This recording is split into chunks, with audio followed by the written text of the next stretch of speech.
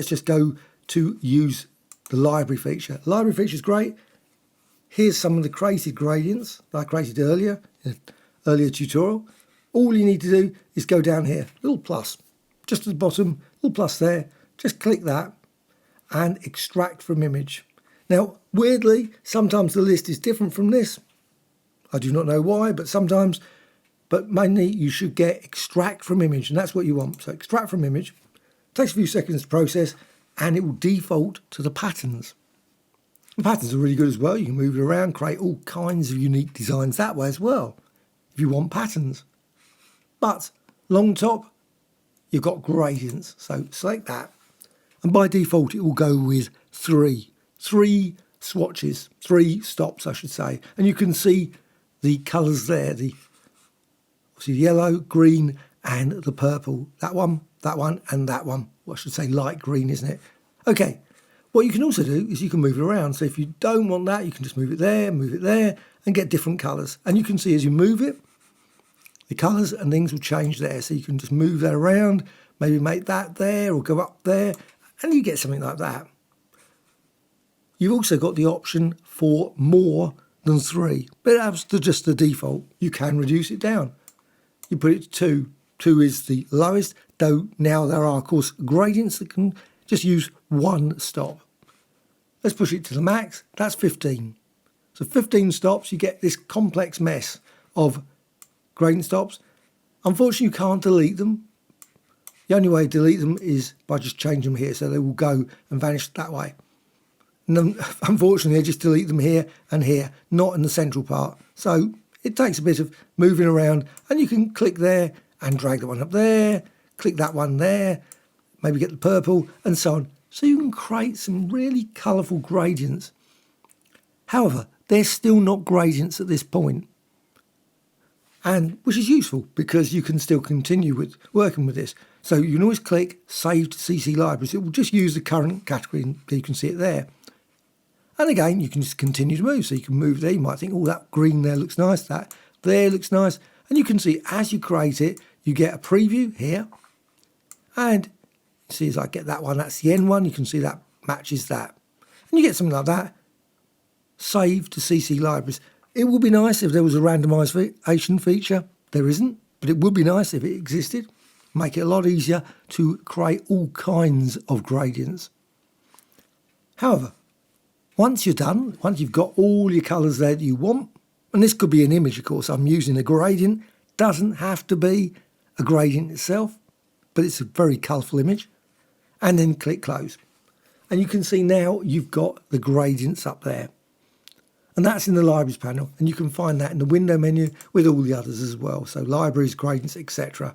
and layers, they're key ones. So with this, what you can now do is go over here and select that one and right click and apply a gradient or create a gradient preset. I'm going to go with that one, and click that one and create gradient preset. Unfortunately, you can't select multiple ones and then do the same thing, so it does it all in one go. You have to do it individually.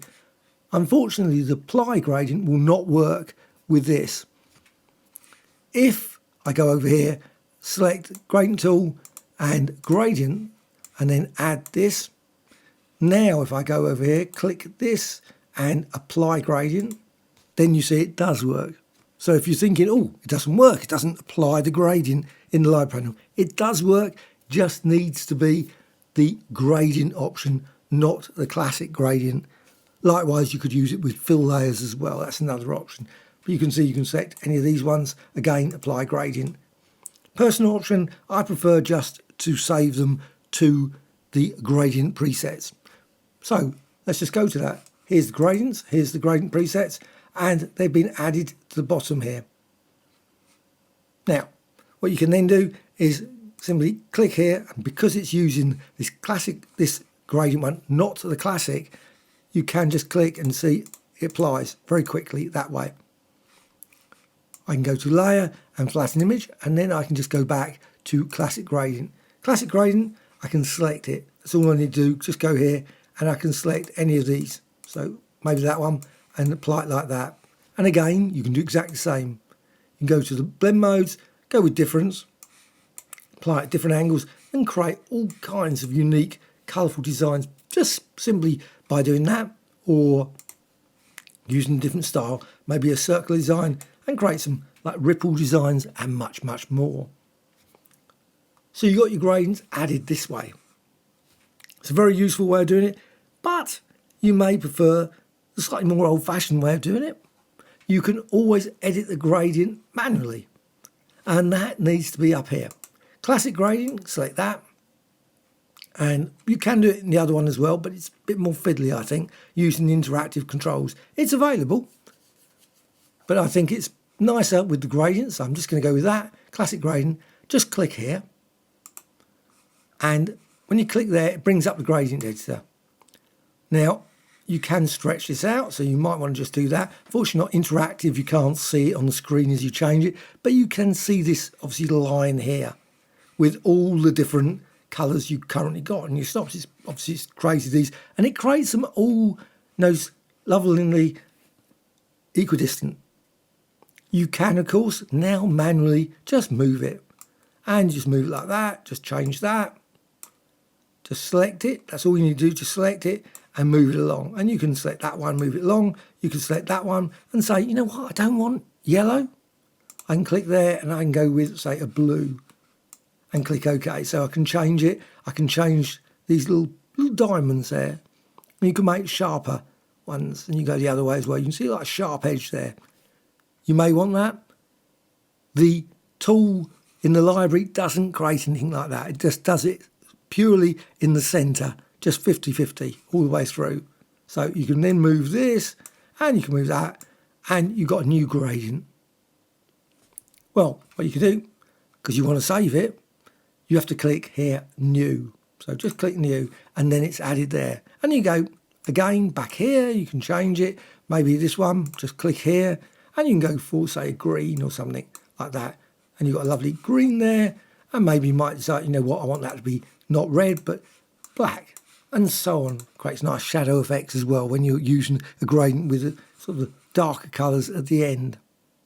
Okay, you can then go again to new.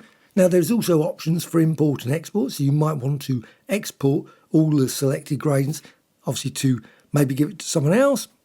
That's something you obviously do using the export command. Click OK. And now let's just remove this. I'm just going to go to edit and fill and white, and now I can apply that gradient again. And you can see I've used in the radial option there, and then you've got difference again. So if I apply it like that way, you can see you can create very quick, very unusual ripple designs.